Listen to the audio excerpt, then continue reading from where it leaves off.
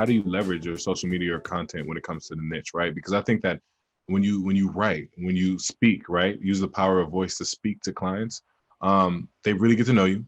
They know your expertise, right? And then you have their attention for however long that podcast episode is. So talk to me about how you leverage that.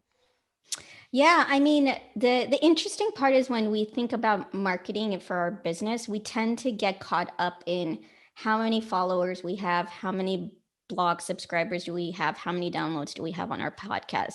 But when you're really super niche like me, I don't necessarily need to have, hundreds of thousands of people following me. My podcast episodes are about 150 to 350 downloads per episode. I know advisors with podcasts that they get hundreds of thousands of people downloading each and every episode. But because I'm very niche, and I have a very defined set of clients that I work with, my marketing is completely catered to that group, right? And it's a very small group of people, but it's enough for me because I have content that's completely catered to those individuals, whether it's the blog or the podcast. So if someone is listening to it and they're like, she's great, but she doesn't seem like a great fit for me, that's okay. Because at this point, I'm not as interested in taking on people who are not in my niche, because I know I can't serve them as well as another advisor who does specialize in their specific background, profession, whatever the case may be. So I think for marketing, for me, it was more being intentional and having content that was on point, and I really just do it based on what I see in my client base,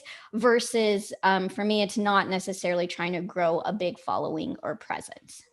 No, absolutely. I always say engagement over follower count, right? I want to make sure that the people that are listening to my podcast or reading my blog, they're engaged, right? Ask me questions, subscribe, right? Tell me what you think about it. Come have an introductory meeting. And I think that you're doing it the right way because you're looking for that engagement.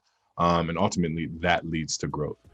Thank you for watching another episode of Short Takes. If you like what you heard, be sure to like, share, and subscribe on our YouTube channel at Altruist.